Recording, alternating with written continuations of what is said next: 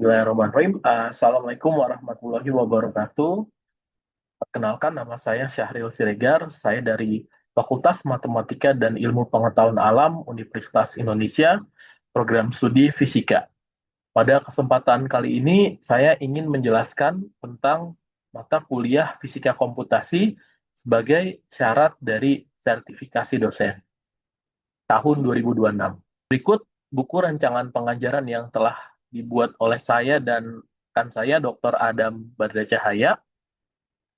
Informasi umum tentang mata kuliah, program studi fisika, jenjang studi S1, nama mata kuliah fisika komputasi diberikan pada semester 4, lalu jumlah SKS-nya 4, metode pembelajaran yang digunakan, kuliah mimbar, tugas mandiri, tugas kelompok, dan ujian praktik.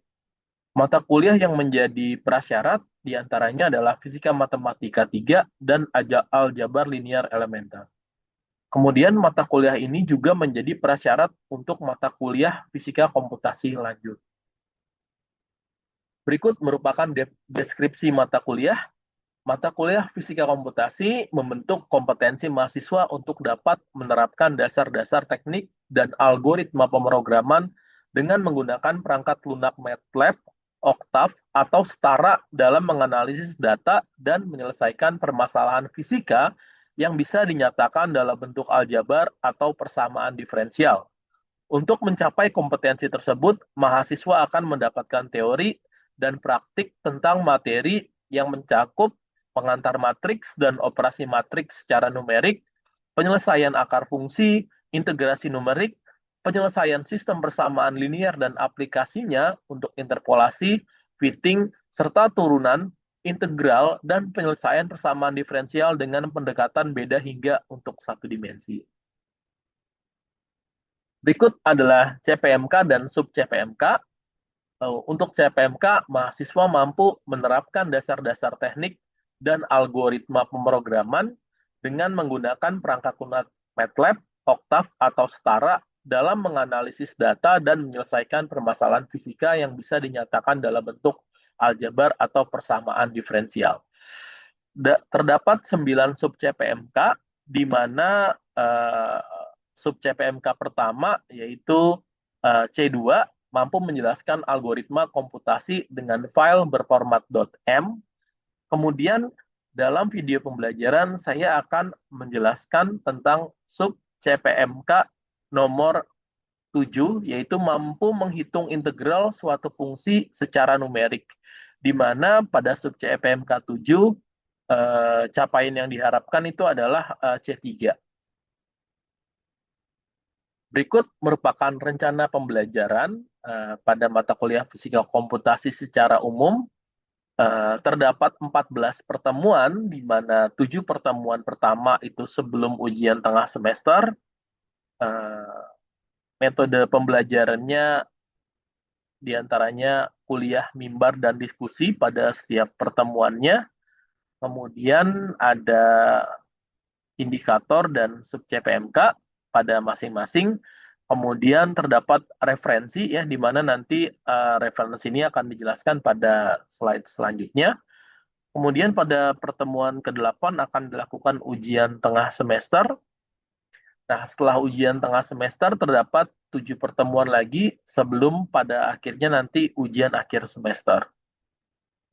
Referensi yang digunakan, yang pertama, Numerical Method Using MATLAB, edisi ketiga, karangan Matthew dan Fink. Kemudian standar pada komputasi yaitu buku Capra, Applied Numerical Method with MATLAB for Engineer and Scientist. Berikut adalah rencana tugas dan latihan pada minggu kedua, ketiga, hingga minggu ke-15. Cara pengerjaannya juga berbeda-beda, ada PR individu, ada kelompok. Secara detail saya akan nanti menjelaskan tentang tugas mandiri ke-7 ya, karena materi yang akan saya bahas adalah mencari integral secara numerik. Baik, berikut merupakan kriteria penilaian untuk evaluasi hasil pembelajaran, di mana untuk sub CPMK 1 sampai 9 terdapat tugas mandiri, instrumen dan jenis asesmennya semuanya merupakan memberikan file.m.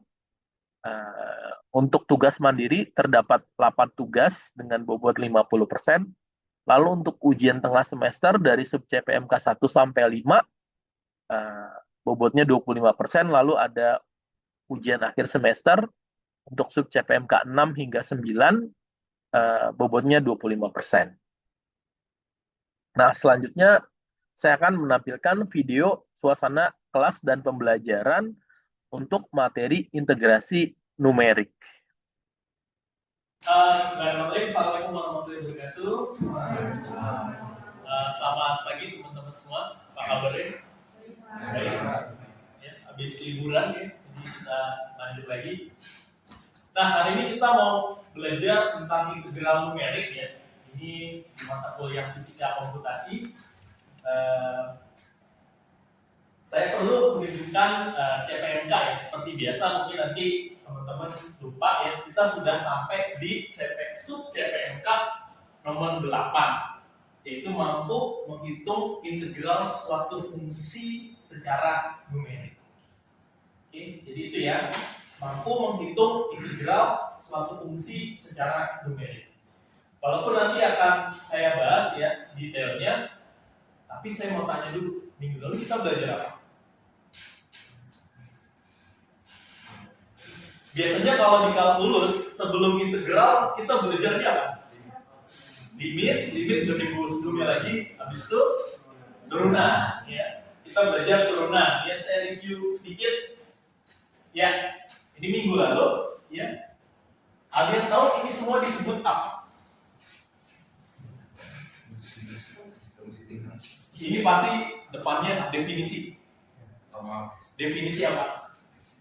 Ya, definisi formal turunan. Jadi makanya tadi limit kita harus belajar duluan, ya. Kemudian turunan itu definisi formalnya dengan limit. Nah sekarang koreksi dari review aja, turunan itu apa sih? Kalau secara fungsi bisa berarti ingat apa? Gradien titik singgung ya, titik singgung dari suatu kurva. Jadi gradien dari titik singgung suatu kurva. Jadi besarnya kan beda-beda ya. Kalau di sini ya tentu gradiennya ini kalau agak ke atas sedikit jadi berbeda. Jadi sangat bergantung kepada di mana lokasinya, di mana koordinatnya. Oke. Nah, kalau ada yang lupa silakan baca buku kalkulus lagi ya. Ini dasar. Baik, nah sekarang kita membahas tentang integral numerik ya, bukan integral. Kalau integral doang udah ada di matematika dasar, tapi integral numerik. Kenapa kita perlu sih belajar integral numerik? Ya, silakan. Saya rasa ya bisa dilihat sendiri juga beberapa fungsi integral itu cukup sulit ya untuk integral secara manual. Mungkin perlu komputasi gitu. Ya ini betul ya, karena nggak semua fungsi bisa kita kerjakan secara analitik. Pertama, kemampuan kita mungkin terbatas. Yang kedua, fungsinya memang susah banget, jadi nggak bisa kita kerjakan. Betul banget ya, jadi ini saya udah nyiapin sulit ya, bahkan tidak dapat diselesaikan secara analitik. Contoh ini bisa teman-teman selesaikan. Integral f pangkat minus x kuadrat dx. Walaupun terlihat sederhana, tapi ini sulit dikerjakan secara. Mau pakai apa u? Misalnya x kuadrat jadi u, entah d-nya ada 2x ya, padahal gak ada x. Jadi akan selalu seperti ini. Nah, kemudian terkadang kita juga punyanya data. Nah, ini paling sering ya, kalau teman-teman belajar nuklir, kemudian machine learning sekalipun kita punyanya data, bukan suatu fungsi.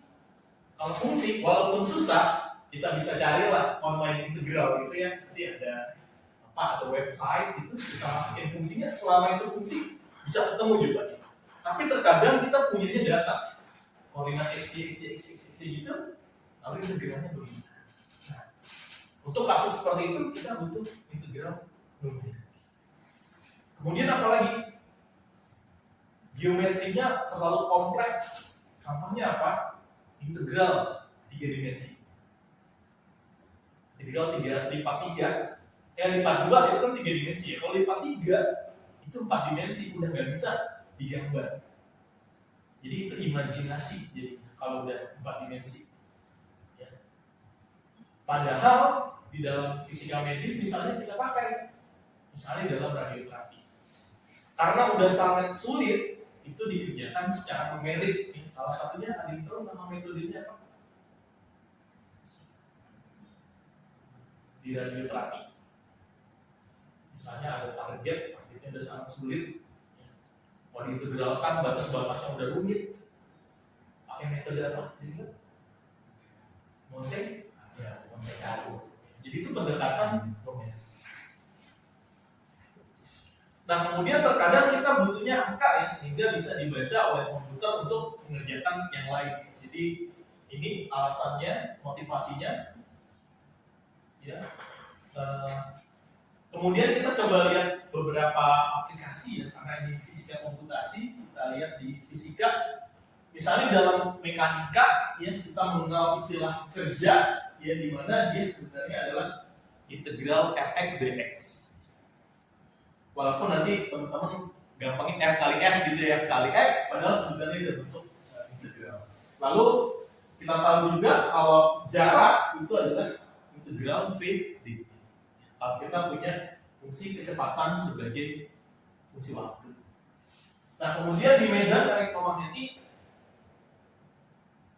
kita mengenal Q, ya, muatan total itu adalah integral dari rapat muatan dikali dengan, tergantung kalau kita punyanya luas jadi A, kalau di volume kita dV. Jadi distribusi medan atau rapat muatan. Nah kemudian di bidang, kebetulan bidang saya fisika medis, itu area luas area di bawah kurva yang sering banget terpakai itu berhubungan sama nanti dosis serat, total dosis dan lain sebagainya. Time activity curve, jadi kalau di kedokteran nuklir kita banyak pakai berapa nanti total aktivitasnya, sehingga totalnya itu diintegral. Ini sebagai pemanfaatan dari PET dan SPEC. Lalu kemudian di data-data sensor juga terkadang kita butuhnya integrated intensity, bukan sekedar berapa intensitasnya. Jadi kita butuh banget untuk melakukan integral.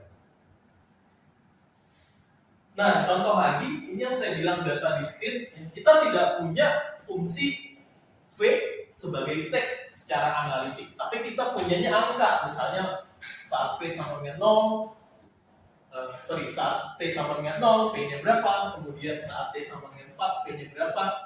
Nah, kalau kita mengukur jaraknya, maka kita sedang melakukan proses integral. Sampai sini ada pertanyaan? Ya, jadi pesannya kalau secara eksplisit kita nggak punya fungsinya atau secara analitik, kita untuk mencari integralnya kita gunakan integral numerik. Nah, misalnya kayak gini, ya. Nah, dari data-data ini yang tergantung ya, apa terhadap apa, misalnya V terhadap T, maka kita mencari jarak totalnya itu mencari luas di bawah. Jadi ini dari data eksperimen, kalau eksperimen kan titik ya, kemudian kita aproksimasi, kita integralkan untuk mendapatkan besaran fisika yang lain. Itu kira-kira motivasinya apa kita butuh integral numerik. Nah, kemudian kita mau bahas integral tentu. Apa sih integral tentu maksudnya? Bahasa Inggrisnya apa? Definite. Jadi ada batasnya, ya bukan tanpa batas gitu ya, analitik biasa, tapi kita punya batas. Nah, sebenarnya apa sih yang dilakukan saat menghitung integral? Integral tentu maksudnya kita mau mengaproksimasikan berapa luas di bawah kurvanya. Oke. Caranya gimana? paling gampang caranya adalah dengan kita buat jadi persegi panjang kecil-kecil, gitu kan? Kita jadikan, nah, kayak gini. Kita jadikan persegi panjang kecil-kecil. Kalau begitu integral ini bisa lihat dari 1 sampai 10 ya. Kalau begitu luas kurva di bawah ini gimana caranya? Ya kita hitung aja ya luas masing-masing segmen ini, lalu kita jumlahkan. Oke. Jadi integral adalah luas di bawah kurva, di mana pendekatan paling sederhana, paling gampang, yaitu dengan menjadikan dia sebagai persegi panjang. Metode ini disebut metode apa? Ada yang masih ingat? Dulu saya belajar ini SMA.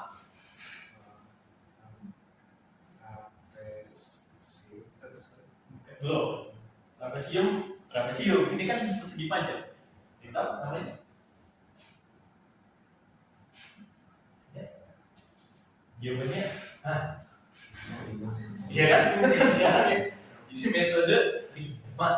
Ya. Jadi dalam metode Riemann itu kita bagi dia menjadi persegi panjang kecil-kecil. Tapi melihat ini, ya, apa kira-kira yang bisa teman-teman katakan tanpa kita belajar lebih dalam dulu? Kayak gini aja. Kira-kira integralnya benar nggak? Maksudnya hasil integralnya benar nggak? Ada lebihan? Di mana tadi dia ada lebihan di sini? Masih ada lebihan dan masih ada area yang nggak perlu persegi panjang. Dan masih ada area yang kurang. Ya. Nah ini juga pendekatan. Sekali lagi, metode numerik itu pendekatan. Ya. Tidak seperti kita tahu misalnya x kuadrat kita integralin sepertiga x pangkat 3 gitu ya. Nah kalau seperti itu eksak, benar-benar jawabannya benar. Kalau ini mau metode apapun itu adalah pendekatan.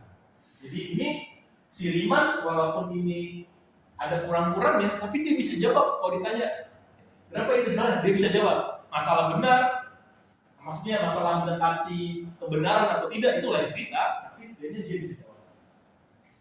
Nah, salah satu cara untuk menghilangkan lebih-lebih ini gimana caranya?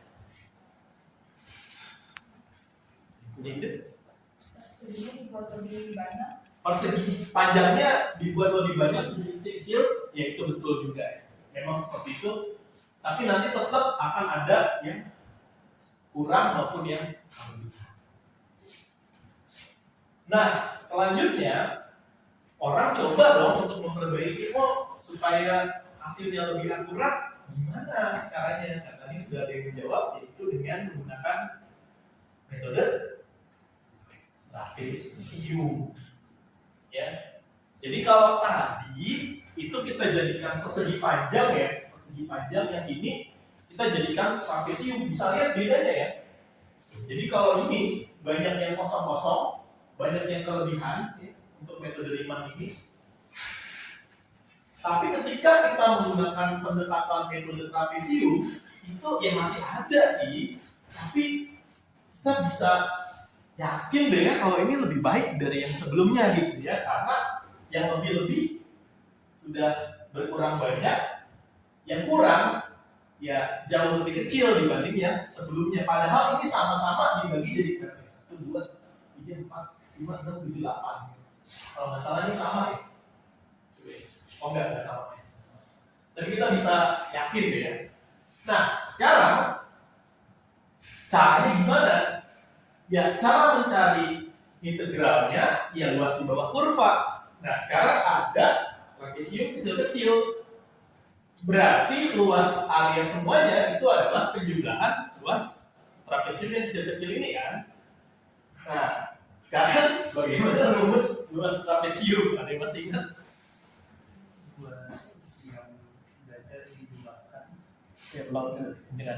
Dua sisi yang sejajar dijumlahkan dikalikan tinggi atau luas ini kan berarti sisi bawah dari sisi itu dibagi dua. Ya, very good ya. Jadi penjumlahan sisi sejajarnya A plus B, ya. Kemudian dikali tinggi dibagi 2. Ya udah, tinggal hitung itu aja. Ini hitung hitung luasnya ya, sisi ini ditambah sisi yang berikutnya ya, dijumlah dikali ini. Nah, bedanya ini T-nya, kalau di sini T-nya itu selalu konstan. Jadi nanti kita akan ketemu ada polanya sebenarnya. Good ya. Jadi ini setengah dikali tinggi ya, dikalikan dengan jumlah sisi-sisi sejajarnya. Nah, sehingga nantinya kalau kita kumpulkan semuanya, kita jumlahkan semuanya, bentuknya jadi kayak gini ya. Ini setengah yang tadi ya, cuma di rumusnya ada setengah. Lalu tingginya itu saya kasih nama delta x. Jadi dia selalu tetap di delta x, delta x, delta x, delta x. Nah, kemudian untuk sisi-sisi sejajar yang ini unik, nanti akan ada pola. Jadi misalnya yang ini saya kasih nama Y0, ya, yang ini Y1, maka bagian sini adalah luas bagian yang pertama.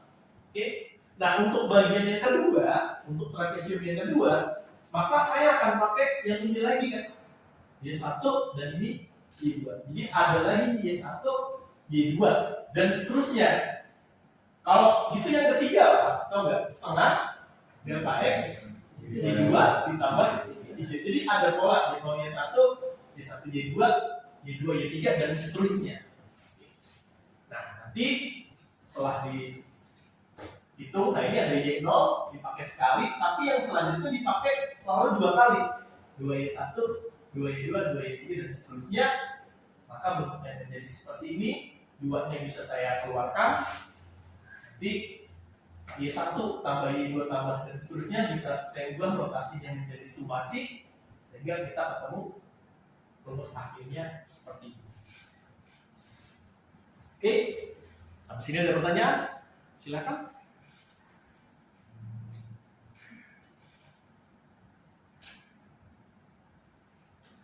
Gak ada ya? Nah, kalau nggak ada, sekarang kita coba diskusi kelompok ya. Boleh dicoba di laptop masing-masing untuk menghitung integral ini. Nah, sebelum jauh-jauh kita menghitung integral ini, bisa nggak kita kerjakan ini secara analitik? Masa sih nggak bisa? X kuadrat dikali eksponensial minus X.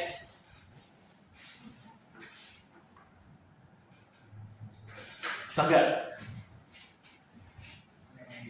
Bisa dong. Harusnya bisa.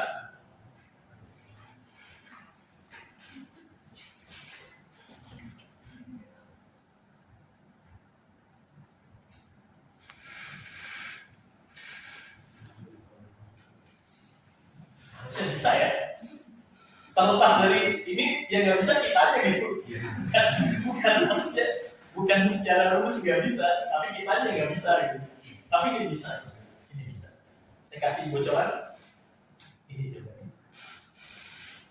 Minus X kuadrat, min 2X, min 2 dikali nah eksponensialnya muncul lalu X. Nanti yang mau tahu cara turunannya ikut di kelas ISMA 1 ya. Baik, nah setelah dimasukkan angkanya, setelah disubstitusi dapat hasilnya ini 1,833 dan seterusnya. Jadi ini adalah jawaban eksak atau analitik ya. Nah selanjutnya kita coba ya, tadi kan teman-teman diskusi, silakan untuk yang analitiknya. Numeriknya. Baik, ini dia bentuknya. Jadi kalau menggunakan Riemann hasilnya cukup besar ya, 1,98 ya untuk M10, maksudnya jumlah persegi panjangnya 10 atau jumlah trapesiumnya 10, sedangkan trapezoid 1,80. Tadi analitiknya berapa? 1,833 ya. Nah kemudian nah ini dengan kita perbesar banyaknya persegi panjang maupun trapesium tadi ya, seperti Hamim bilang, itu kita lihat bahwa yang trapezoid makin mendekati nilai analitik. Lalu M500 semakin menyenangkan. Jadi yang mau saya bilang di sini, semakin banyaknya persegi panjang atau trapesium, nilainya makin bagus, delta X makin kecil ya, aproksimasinya makin mendekati yang sesungguhnya. Tapi ada konsekuensinya. Kita tahu kalau ini makin banyak, secara numerik butuh waktu yang lebih lama ketika mengeksekusi. Ya ini contohnya kalau di MATLAB kita bisa kerjakan kayak gini, kita tentukan fx-nya, lalu kita tentukan batas integralnya, jumlahkan luas trapesium. Walaupun sebenarnya di MATLAB ada internal function ya, tapi teman-teman perlu belajar, perlu tahu caranya secara from scratch, jadi dari awal. Baik, ini pesan yang mau saya sampaikan. Integral numerik, ya, sekali lagi dia aproksimasi luas karena dia dx. Tapi kalau nanti kita belajar yang lebih tinggi lagi, bisa aproksimasi luas, bisa aproksimasi volume, ya. Kemudian delta x lebih kecil, di mana nanti baik persegi panjang maupun trapesiumnya makin banyak, dia menjadi lebih akurat.